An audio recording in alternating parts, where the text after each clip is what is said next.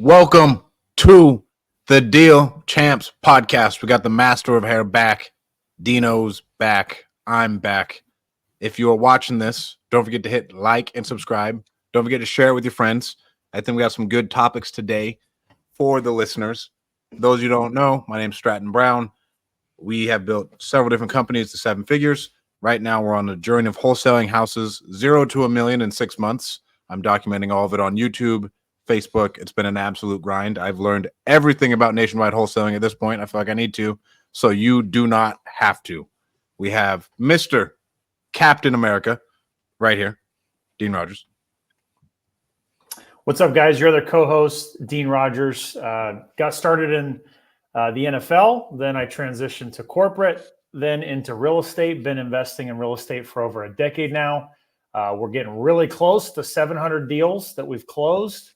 8-figure rental portfolio that's growing, coaching students how to get started with wholesaling, and you guys can always connect with me at deanrogers.com. And we got the master of hair back with the nice tee on, Mr. Jason Pritchard. What's up, guys? It is your other co-host, Jason Pritchard. Backstory on me is that I worked in corporate America for 15 years. I burned all of the boats in 2014 and got into real estate investing full time. We have not looked back since. We've done over 450 deals. We've got a rental portfolio just north of 100 units and over $10 million here in Central California. And as always, we like to say that on this pod, we want to transfer as many of our learning experiences over our careers and our journey to you guys that are listening, so you can get to where you want to go faster and pass all the same mistakes. I actually am excited for this topic. I think it's a good one because we've all got kids at different ages, right? And I think the idea of like getting into here, buying rental properties and passing that on, I think is good. And my kids are a little bit older right now, and so I'm curious to hear where you guys are at with this thing. It should be a good one. You sure you want to start with that one? Yeah, I think let's start with that. All right. Kick it off. I think it's a good one. So this topic is, should your children inherit your portfolio? And really, I'd say your wealth. There's a book called Die with Zero that I really resonate with, or at least the concept, to where my kids won't inherit anything. We're just going to spend it all before we die, and they get an amazing experience with us. But at a certain point, it'd be really, really hard to burn through a certain amount of money once you hit a certain amount of wealth. Like, you'd have to fuck off a good amount of money. If you think about it, if the three of us keep up the pace that you were buying real estate for the next 20 to 30 years, you're adding probably at least $1 million of net worth a year. Mm-hmm. So you would have to go fuck off at least $30 million right when you die, if you like really wanted to burn through it all, which is a very, very, you could do it, but to do it responsibly, I think would be a very interesting concept. And so I want to go last because my closest family member and friends is probably the wealthiest people I know. And my best friend is taking over the family company. And it's a very interesting experience to see how we were raised in that environment and how he has like grown into it to where he's like kind of an anomaly to me. But let's start with you, Jason, since you got the oldest ones. Yeah, this is interesting, dude. I am very, very driven by the idea of accumulating wealth and creating a legacy and passing that legacy down to my kids, grandkids, whatever it is. That's a very big driving force on why I work as hard as I do.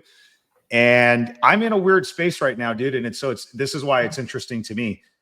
I'm at a point where I've got two kids. They're 23 and 21.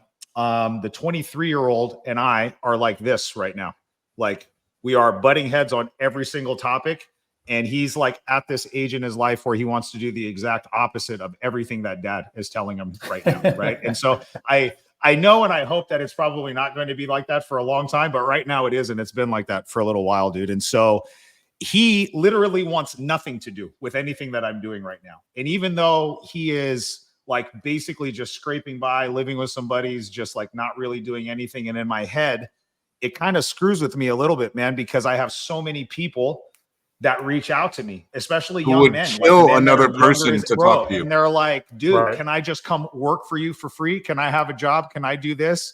And I'm like in my head with my son, I'm like, listen, dude, like right here under my wing, it's very warm. I can help you out. Why don't you just come home and like listen to dad? You said dude. it's warm. And he just won't, man. And we've tried it. It's not like we haven't tried it. Like we've tried it and it just doesn't work right now. And so that being said, I'm not deviating. I'm not changing course. That driving force for me, I think, is still a big thing there. I have a lot of faith, and I believe that eventually we will kind of reconcile and figure out this little rift that we have right now.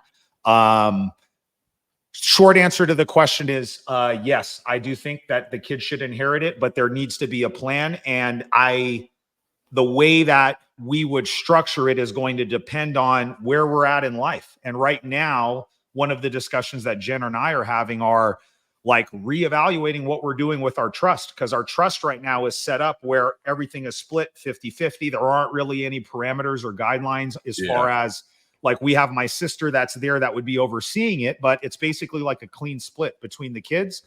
And neither of the kids right now are in a space where they could, God forbid, something happened to us, the money, the real estate, neither of them would have any idea what to do with it. Right. So I think we need to go back for the time and the season of their life that they're in right now. We have to create some different parameters and have somebody in place that is like guarding the drawstrings of all of this stuff and kind of slowly letting it out versus just one big lump sum. And I think that evaluation process has to change and morph over time as they get older. So yeah, I don't know. I'm curious to hear what you guys think about that.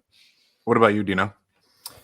Yeah, so there's a couple different things to break down. I too also love this topic because I feel like it pushes a really big button on me of like Jason, my driving force is I want to leave a massive legacy. I want the Rodgers name to be remembered.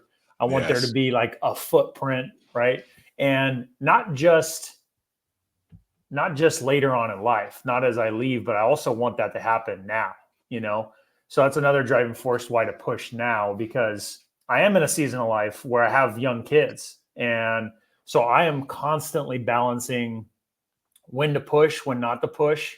I just talked about it on my team meeting today that, you know, I've been without our babysitter or a house cleaner for the past 2 weeks. They both decided to go on a vacation at the same time.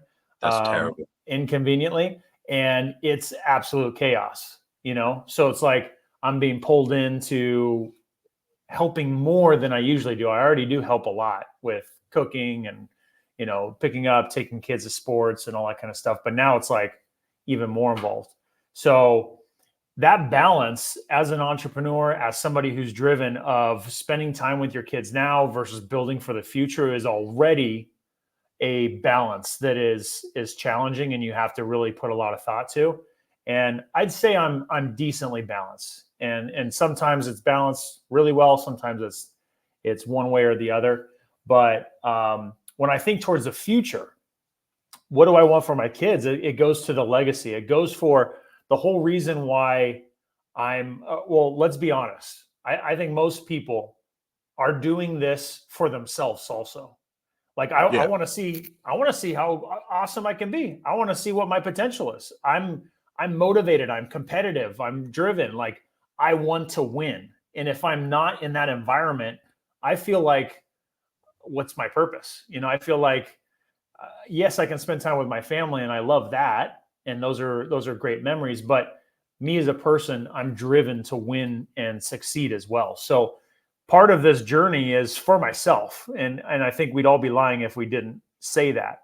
But I'm building, you know, a lot of the rentals that I have, I could take those chips off the table and I could be, you know, balling out, so to speak, and having fun and making personal, you know, choices on trips or houses or all that different type of stuff. But for me, I want to put my kids in the position to where, like how I see some other kids that maybe came into wealth, that must be nice. Man, I wish I was them. That must be pretty cool.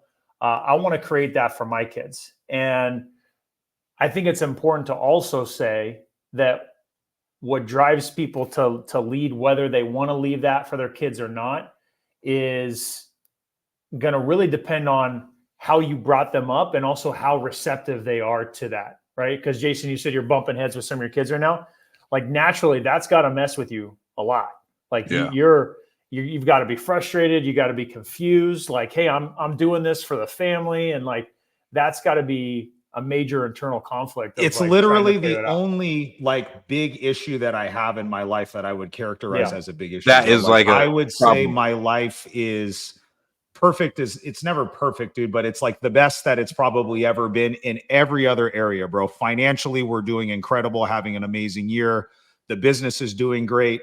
The stuff we're doing with Deal Champs is good. My health is great.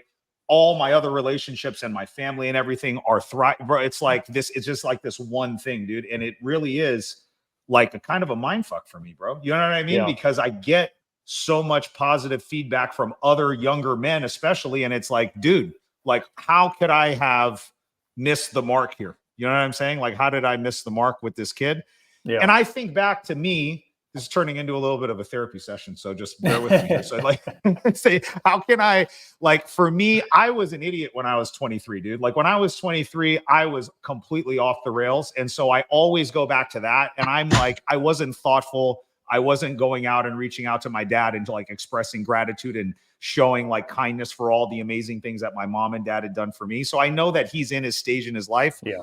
And I know deep down he's a good kid, but like, it sucks, bro. You know what I'm saying? And then it makes me think about like, okay, God forbid, you know, we all know nothing's guaranteed tomorrow, dude. Nothing's guaranteed after we get off of this thing. Like if something happened, what would be the game plan, bro? And right now, giving him access to everything that we have would probably not be good for him. It would probably be detrimental and be a bad thing. Dude. And so we have to adjust some of the stuff that we're doing when it comes to this. Yeah. So as I think through like what my plan is, my plan and what I believe in is I want to create this legacy. And when we talk about, you know, inheriting the rental portfolio that we're building, I want them to inherit that. And I want it to be as big as possible. And my underlying goal is to put them in the position to have the right mindset, to have the right information and education that I've helped provide to them to where they'll know what to do with it. And I too, when putting my trust together, put guardrails as to when they'll actually inherit it. It's not day one. If, you know, we kick rocks today, it's rolled out. They get certain percentages at certain ages. And I wasn't too strict for it to be like, you know, in their 30s or something like that. Like I want it to be at a younger, more mature age, but I think that's important. And I want them to be able to have more opportunities than less. And so that's my take on it. I think it's actually pretty wild.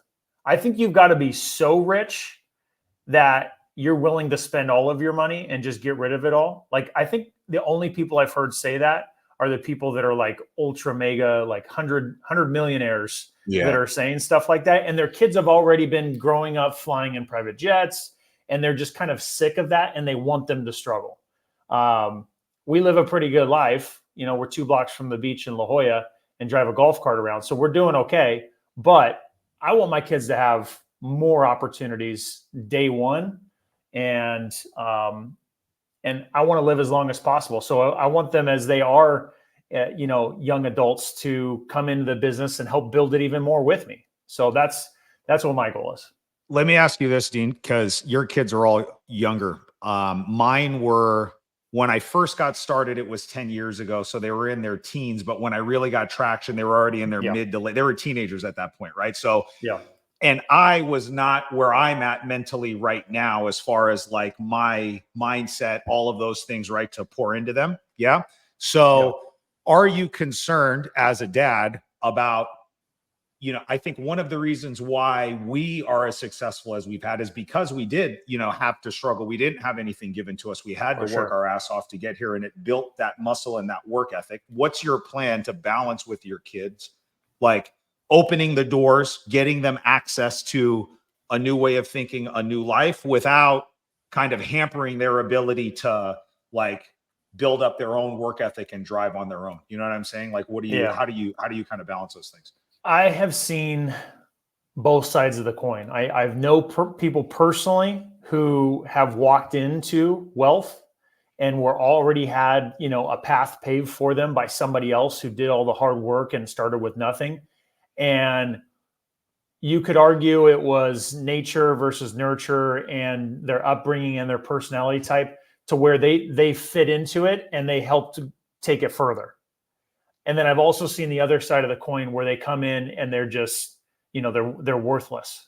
And, they totally F off all that was given to them. They're not appreciative. They're not nice people.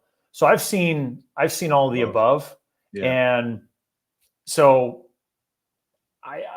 I feel like just based on the way my kids are already and the way we try to bring them up, what's hilarious about this, and this will change over time and hopefully continues on the same path we want. But I think most parents would say, like, when dealing with their kids, their kids give them a hard time. And there's exceptions all over the place, but like our kids will give us a hard time. They'll push back. They're good kids, but they'll also push back and, drive us nuts. Whenever we take them anywhere, to school, to an event, to whatever it is, we get an overwhelming amount of compliments about how thoughtful they are, how kind they were, and we're like, are you sure? Because like at home, they're a pain in the ass. So to me, I feel like we're doing the right things, being in an entrepreneur house, being in a challenging the status quo house. My wife is very much not the same path of swimming upstream with the fishes, or swimming downstream with the fishes. She's going upstream the opposite direction. She's looking at other things, and she's helped me see life in a whole different way too that I appreciate. So it's a long-winded answer to say, I feel like I'm not struggling with it, and I'm driven to continue to push more, and we'll see how things adjust going forward. Yeah. But I feel very hopeful that they're going to walk into a situation where they take it and expand it. And the fact that we have 4 kids with another on the way, 5, which is insane to say, a whole hand. There's at least going to be a couple of them that odds are in your favor. Right. At least one of them is going to figure it out, dude. Yeah, that's right. Yeah. So I feel like odds are in my favor. It's a real thing. And I feel like if we raise them right to think, family is the core, and to lean on each other and to win together, which I see a lot of already, then I feel like it's going to be powerful. So, all right, I'm going to go. Ignore my video at this point, but you guys can hear me, right? We can hear you. All right, there we go. So the number one thing I've thought about is like Bernard Arnault. Bernard Arnault is like 3rd richest guy in the world, and every single one of his children runs a brand of LVMH, whether it's like Louis Vuitton or like something like that, to where I think that takes a lot of horsepower as a human to develop your children to be there and have it not all crumble. I think we'll see in the next 20 years when he dies what happens to LVMH. But like I think about, for me, it's like building something like the Kennedys. Like if you're a Kennedy, bro, and you come from that family, like building that strong of a family, that's something that means a lot for me. Like Dean, you talk about like the Rogers boys, right? Like, no, like our name means something. Our family has core values. So like I think about that a lot. And that's like one thing with Zeno lately was like, Zeno, Browns aren't quitters. Browns just aren't quitters, right? And like developing that family core value to let that instill over time. But then I look at Hormozy, and he talks about this, and like Cody Sanchez talks about it a lot. If that person cannot handle that kind of energy, they're essentially just going to implode. And that's what we talk about when they become drug addicts. They become everything else because like they haven't developed the skill set needed to handle all of these things. And I'd say that's the number one thing that would worry me, to where like if my son, let's say he did want to go get a liberal arts degree, and he's still a very, very nice person, but he's not experienced in business whatsoever, we would have to have something in that trust to be able to make sure that like, hey, this business can operate, or we need to sell everything off immediately. Because we buy a lot of inherited properties from people who just don't know what to do with the real estate. And you like, they just don't maximize the value. And I'm like, well, fuck, we might as well sell it off before we die so we can get the maximized value. Then like the trust money can get released later on. And then the other thing I'd think about, Dean, our friend who's down in Tulare, I think he's the best example of like the best of both worlds, how we've talked about this. Yeah. Like how he inherited a decent amount, but he's a great dude. He's out there grinding, he's working, and he stepped into the game and he's still pushing it. But for my closest family friends, like essentially my dad, their company is worth, let's say, $300 million. And my best friend is eventually going to take it over. They're a massive construction company. And I think about like the way we were raised, let's say from 11, 12 years old till we were 18. We would get bitched at if we woke up later than 5 a.m. to go get like work done, right? Because there's like a construction background. We'd go to football practice, then we'd have to go work. And so like he showed him all about the business from such a young age to where he's not necessarily worried about him taking over. So that would be the other thing. But I think if you study like the Vanderbilts versus the Rockefellers, they've done a bunch of studies. Like Anderson Cooper's the last Vanderbilt. And I think the Rockefeller money's still like kind of living around. Like, I don't know what the dynamic is, but some money can last forever. You just have to have the trust set up right. Couple questions I want to ask you guys. One, is there a scenario where you could see, and it doesn't even have to be like a crazy falling out or whatever, where it would not make sense to have some of the money go to one of your kids? I think we've all got multiple kids, like Strat. I know you've got Zeno and that's it, but like I've got 2, Dean's got 4 with a 5th on the way, right? Is there a reality where you could see, like, for me, I guess the question, because I'm not having any more kids, it's like, hey, maybe one kid gets one kid doesn't, or could one of your children do something where it just doesn't make sense to you and you're just like, nope, this isn't going to happen? Or will you always earmark something and have it be equal between all the little ones?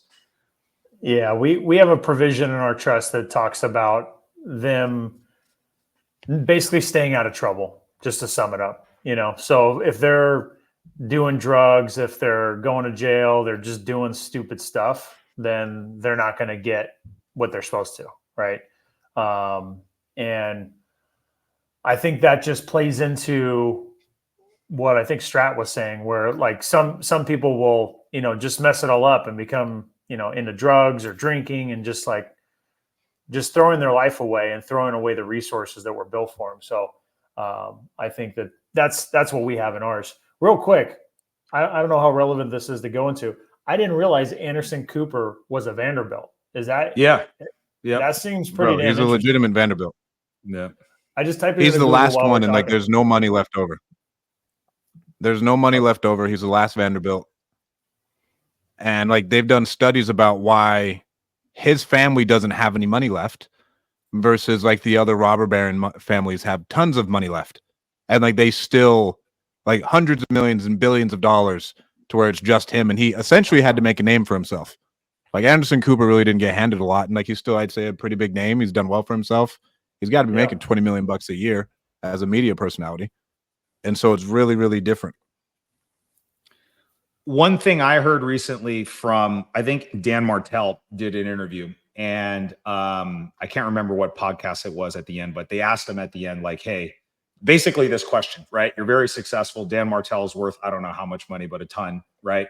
What's your plan? And are you going to give this to your kids? And one of the things that he said, which I thought was really interesting, was the question specifically was, are you going to give all your money to your kids when you die? And he said, no. And then the caveat was, I plan on giving my money to my kids at a point in their life where I can see the positive impact that it has on their life, right? So not necessarily in the context of it was, I'm not going to wait until they die, then hand it off. And then I can't visually see the positive impact, the good decisions, be there for guidance for them if they need help making decisions about it, but giving them access to some of that money at an earlier point.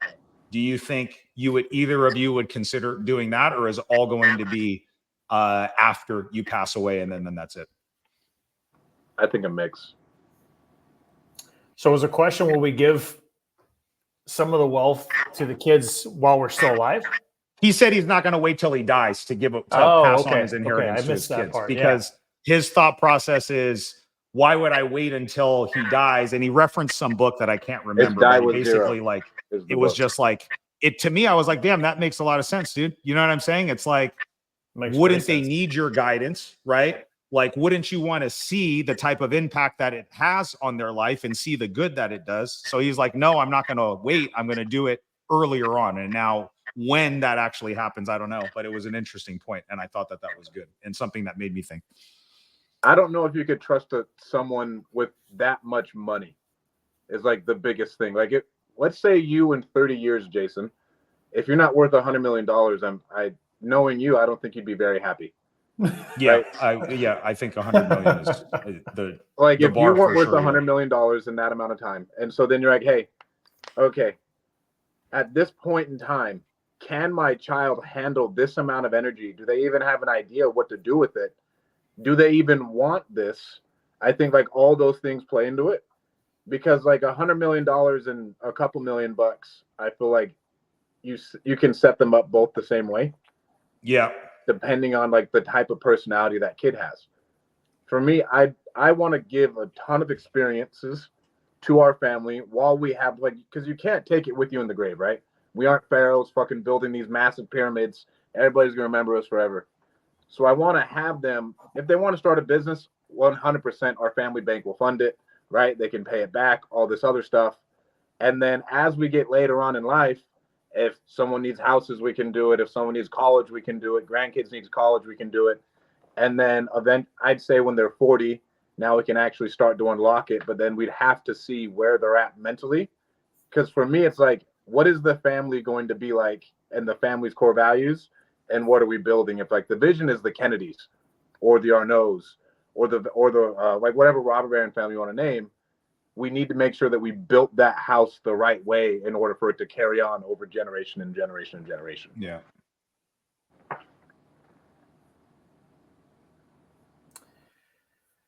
Yeah, I think the concept of giving it to your kids and sharing it with them while you're still alive is amazing. I love that. And personally speaking, that made me kind of think things. And the way I envisioned it was I would bring them into the business and let them participate. But, if it's going to be where I would hope and want it to be, my oldest is 8. So 10 years from now, if I continue on the trajectory I'm on now, 10 years from now, I mean, things should be pretty sweet. Yeah. Right.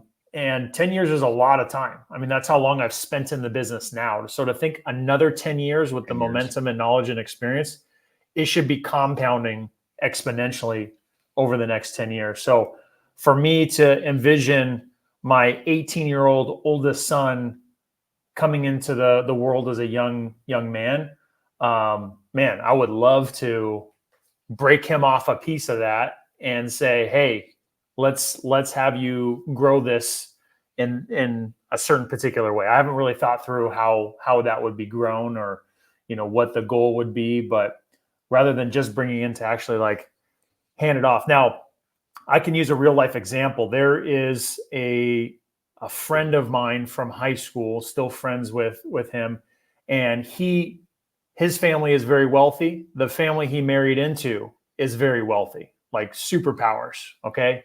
Dairies and farmers coming together to create like a super family. And the farmer that he married into is one of the wealthiest men in California. Okay. Like crazy. You can't even dream of it. My buddy who's in insurance, when he was just getting started, said he got the spreadsheet of all of his properties just to give the guy a quote. And he said he was scrolling through all the properties. He couldn't believe how many times he had to scroll just to get through his portfolio. And anyways, he gave my friend a $2 million loan when we were just getting into our working career, and said, right now is the best time to buy real estate, because this was in the 2011, 12, 13 timeframe. And real estate was dirt cheap. So he gave him a $2 million loan and said, go buy as many properties as you can, pay me back over time. And that's exactly what he did. And he's only built it from there and built his dairy and all these other things. But that's freaking cool. That is the type of stuff that I would love to be able to do. And Strat, you and I have talked about another friend of mine whose family has become very big in Temecula, and the dad, the patriarch, is like the guy. He literally owns parts of Temecula and like started his own soccer league on the property that he bought, and showed up in an ice cream truck after every Saturday game and would give it to everybody for free. Like, he's that guy who would just provide experiences, and I think that's amazing. So as much as that as I can do, I'd like to. I would. Do you guys ever think about your children aren't going to have enough trauma to get to where you want? Like, because if you think about it, like the Have enough drive that drive. yeah, like the drive comes from somewhere. Like Elon Musk, yes, is a genius, but Elon Musk was fucked up in the head as a child. And that's where that drive, like that maniacal drive comes from that wants you to build something like that. And like I was listening to Founders, Jason, and he did one on the Rothschilds. And the Rothschilds have been like one of the most successful families over time.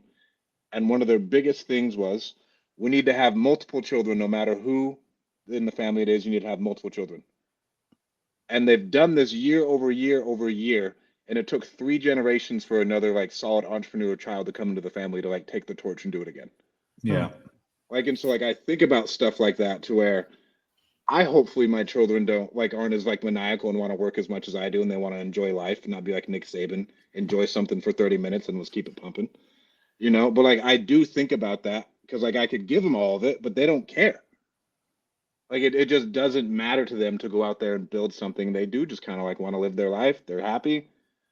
That is one thing I would be worried about is like it's wasted because you could give them all that stuff and then they don't even do anything with it, even philanthropically. Dean and I were talking about this when you were off stage for a sec, and I don't know what the answer to this question is because I've never had firsthand experience with the flip side of the coin. What my life experience has been is all of the challenges that I've had in my life, I feel like are directly contributing factors to why I am where I am now. And so that's what Dean and I were talking about. How do you recreate that? Because it's like a double-edged sword, dude. You know what I mean? Because I don't necessarily want my kids to have to struggle or have challenges, right? We want to open their brains up to a different idea, a different way of life, to different potential, and set the thermostat much higher. So when they're starting off from here, their life experience is just completely different than kind of where like the 3 of us started from, right? But how do you transfer drive and work ethic and kind of that I don't know, for the lack of a better word, like a blue collar mentality, and just go and just be willing to put in the work when a lot of the stuff not only has been handed to you, but I also think there could be like some collateral damage with the perception of, oh, you're successful because daddy was successful. You know what I'm saying? Like, and how my son, I know for sure deals with that, bro. I know for a certain fact that he deals with that, right? And not that like I'm anything like close to like what we're talking about, but I know for a fact that even within our family, right, people look at me now in a different light, right? And so now the expectation for little Jason is just a little bit different. And so he's struggling with that. And then when you compound that with the opinion of the outside world, and it's like, oh, you're daddy's boy, or oh, you're only here because of blah. I know that will screw with some people's head, and then they have to reconcile that, dude. So it's interesting, man. Bro, Trump had to defend himself on a national debate because he inherited money from his father. Yeah. Like, think about it like that still. Yeah. And they knew that would get at him. Of course. So it's not like a little thing. And they inflated it like crazy too, to like overplay. But that's a perfect example. I think the story is he was given $1 million. $1 million more than his dad. Yeah. He was given more than that, but at scale, it's nothing. Like I thought it was $1 million. Maybe it was more, but regardless, the fact that he took it and from a very early age was super driven, potentially because of what you guys just said right now, wanting to get out of the shadow of successful dad and make a name for himself, turning it into billions of dollars. So whether you like the guy or not, like that is an example of taking an opportunity of wealth that was created and a path paved in front of you that you could exponentially grow versus, throw it all away and burn it all down. I think you have to get to, I'd say you got, Shamus probably has a family office, right? If you can get to at least 100 million, I feel like a family office with the trust alleviates a little bit of like the anxiety just with how those things operate. For like, hey, this is like set up to run and invest and donate at a very, very high level. And like we have people, and they've been doing this for people for generations, Yeah. right? Because people have been running into this for years. Ever since like time has began, this has been an issue. So I think, and here comes Stratton saying like you got to go bigger again. But the bigger may be the easier because now you can actually afford to bring in people like that to help that transition of like our family, because like no one in our families has ever been in a situation like that, and so we are the first catalyst to where if you're in a big mansion and there's a photo up of grandpa, like yeah, no, grandpa's the one who like really set this up. Yeah. Grandpa's the one who took the risk. Grandpa's the one who bet the farm, and now here we are. Here's the estate. He's the reason why we got there. I think it's funny you said family office. I actually do think about that a lot. One of the, I don't know, whatever markers or milestones that I shoot for when it comes to this topic of conversation is like getting it to a point where you're big enough to be able to take it to a family office. And then I feel like you have some more guardrails. I'm not an expert when it comes to family offices, but like based on what I know and the research that I've done, you find the right one to help you manage some of this stuff and you put those guardrails in place. It does help kind of eliminate some of or mitigate some of the risk of like the kids just coming in. The more that we talk about this, I don't envision here you go, son one and son two, here's half and half and just you're going on your way and then you go from there. I actually think that that's probably setting them up for failure. I do think that there is money that's released along the way. There's a big chunk of money that goes to a charitable cause or like something that makes you feel good to help you impact and have a positive impact. And then the big portion of it is run and controlled by people or something like a family office where they know exactly what it is that they're doing. And there's some very clear guidelines on when the kids can actually touch some of that money and get access to some of that money. But I think growing it to that point, I think is one of the milestones that I've had in my head to just be able to here and just hand it off and then go from there. Dean, what on Jason? I'll ask you this as like a contrary, but Dean, what skills are you trying to teach your kids so they actually can like handle it? And then Jason, what do you wish you would have shown your kids? I mean, your kids are grown. Our kids are like 6. So like, what skills do you wish you would have shown your kids now that you're here? Because you got started like halfway through adulthood, I would say, like into the business game of like thinking big. Hey, here's what I'm gonna build, and then money hit a little bit later in life. So like, I would have, you would have shown them earlier? For my kids, dude, going back, and I don't have regrets per se, because you just don't know what you don't know, bro. Like when I was just starting out, like I didn't know the stuff that I know now, bro. So I can't go back and beat myself up. What is something you wish you would have been able to show them? What I would have shown them more is more mindset related stuff, and specifically like the transferring of confidence. Like I didn't play pro sports, but I grew up playing sports all through high school. Basically, I started when I was like 3 and I played sports all growing up. And so I was always coached very hard. Right. And I think I actually responded well to that. You know what I'm saying? Even though in the time when I was young, sometimes you lash out a little bit against that.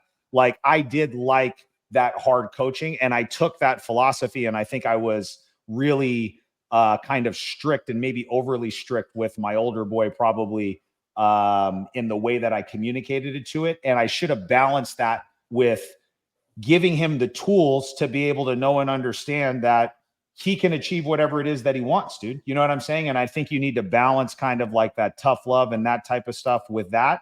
And I think as he's gotten older, looking back, I would have transferred more confidence, and specifically like giving him the critical thinking skills and the problem solving skills to overcome some of these things versus just being like, put your big boy pants on, dude. Let's go be a man about it. You know what I'm saying? Like that works to a certain extent in certain instances, but it's not the answer to every single problem in your life as a young man, dude. Yeah, I'm glad you framed it first with the mindset piece. Because, and not specifically just by saying mindset, but the confidence. Confidence, I think, is what most people are lacking. And I can say, because of my experience and, making it to the NFL with sports, it's like the biggest thing ever, bro.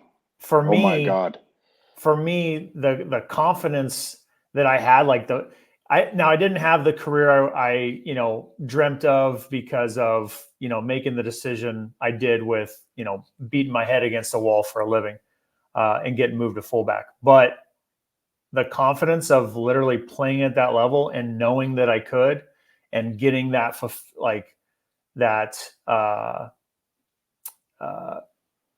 affirmation from the coach, like, hey, you're going to have a long career, stuff like that. My confidence was through the roof, right? And knowing that I could perform at a high level, that has certainly carried on. Now, I will say 100% that once I got into the real world after playing football, I had to refine my confidence, because now I felt like, 100%. well, who am I now? And now I'm nobody. I'm having to start from scratch. So I had to regain my confidence, and my confidence only came from applying the skills I had gained from football, which was to do the work and to do it relentlessly and to just be consistent and not give up. So I regained my confidence through doing the work and finding my way. But the confidence piece, my God, that is one of the biggest pieces. And I will say for sure that we're definitely teaching our kids lessons now in the competitive soccer they're playing in and the basketball they're playing in. We're definitely creating the opportunity and environment for them to get confidence, to get confirmation from other people that they are, performing at a high level, top dog type of thing. So there's no doubt that they walk around with a little swagger, and they'll say stuff like, hey, I'm really good. My moves are getting good. Like, hey, I could play with the older kids, or I'm the best on the team. They'll start making comments like that.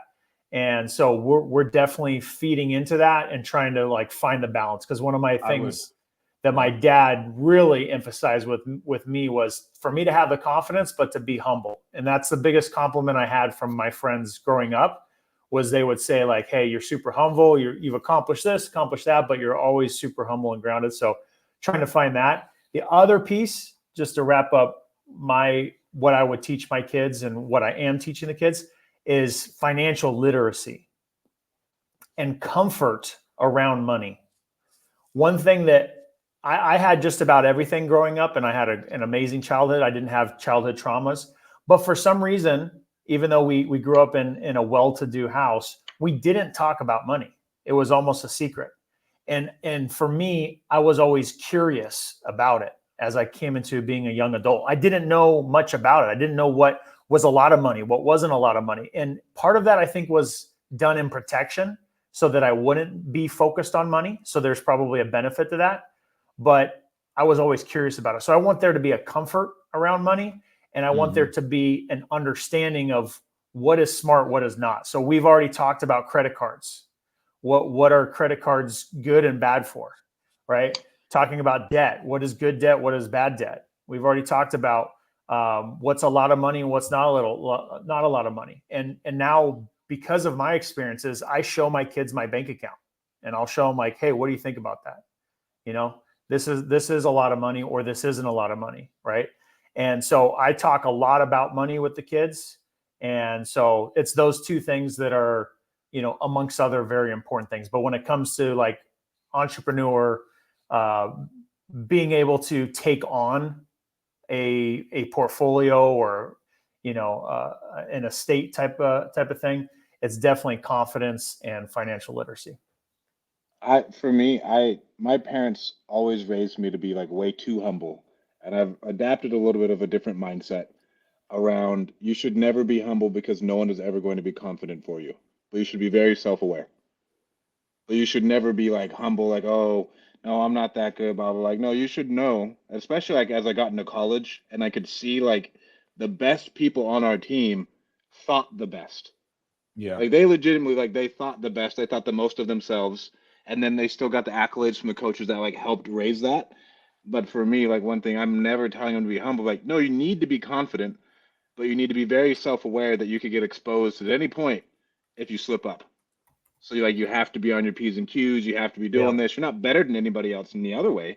You're just very, very good at this thing that you were doing. But you are very aware and self-aware what you're good at, what you're not good at, what you need to get better at. Because like when it comes to it, I just don't think the world is a very hard place, and all three of us are men. women do not prepare their sons for like the cruelty of the world and people stealing from you and people wanting to beat you up, right? Like all that stuff, you need to be extremely confident to the brink of cockiness if you want to get what you want out of life, but you still need to treat everybody amazingly. And then you still need to know, hey, I could lose it all in a heartbeat. Someone could come up and just roundhouse kick me in the head, and I'm not that big tough guy. Yeah. Whatever that scenario is, and that's what I've been trying to instill in Zeno. And it's an interesting dynamic to see like how they take it in, because like we do nightly affirmations of like his first one's like, my name is Zeno Brown and I'm unstoppable. That's right. And then like I love through, that, like, dude. all Like that stuff. the shortest answer to your question was like, well, I would have brainwashed my kids for success, bro. And I would have done exactly that type of stuff, just constantly getting them conditioned to believe that they can do anything and they can be anything.